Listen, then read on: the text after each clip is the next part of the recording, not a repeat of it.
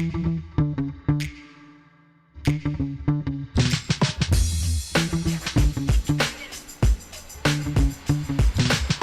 once again to Relationships at Work, your leadership guide to building workplace connections and avoiding those pesky blind spots. I am your host, Russel Lolacher, communications leadership expert, couple of decades of experience, both those areas, and a whole heap of curiosity on how we can make the workplace better for ourselves, our teams, and our organizations. If you're a leader trying to understand and improve your impact on work culture and the employee experience, you're in the right place. This is a mini episode, just a quick mindset shift for the week ahead. Something short, useful, thought-provoking, straight from our Raw Note newsletter. If you want to check that out, highly encourage you to do so. Just go to relationshipsatworkshow.com. But before you do that, stick around. We got things to talk about. Today's insight, flipping the 5-year vision. You've probably been asked this at some point in your career. What's your 5-year plan? It might have been during a check-in, maybe a job interview or a casual one-on-one. It's kind of the grown-up version of what do you want to be when you grow up? And you know what? It's not a bad question. It's not.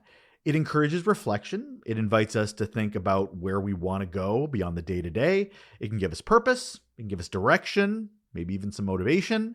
Here's the problem, though. The conversation usually stops there. So I'm gonna propose a thing. Next time someone asks you that question, try flipping it around.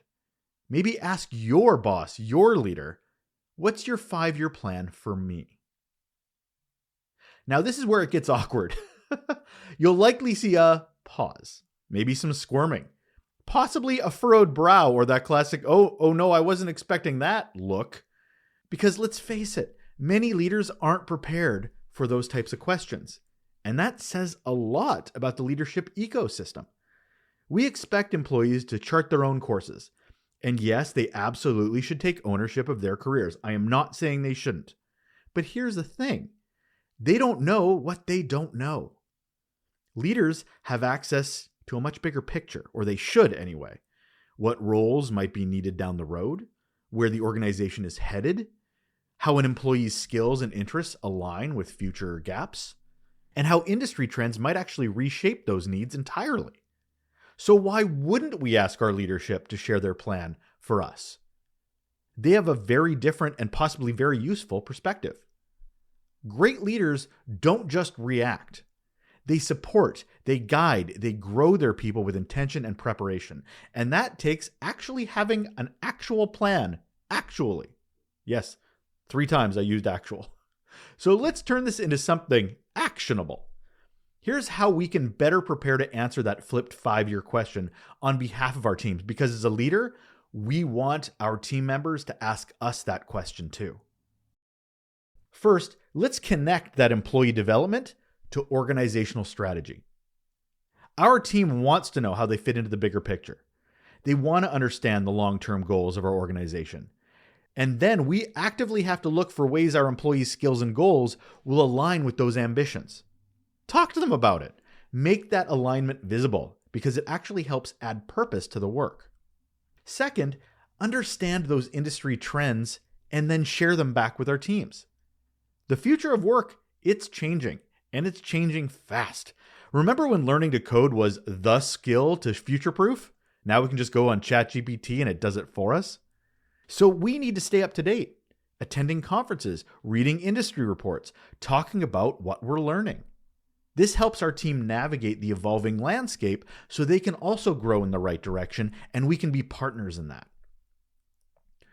Third, how about building a flexible framework for talent growth? Rigid 5-year plans are not adaptable. They're not bendable. They break under pressure. Change is happening so often. Who knows if that 5-year plan will actually make any sense?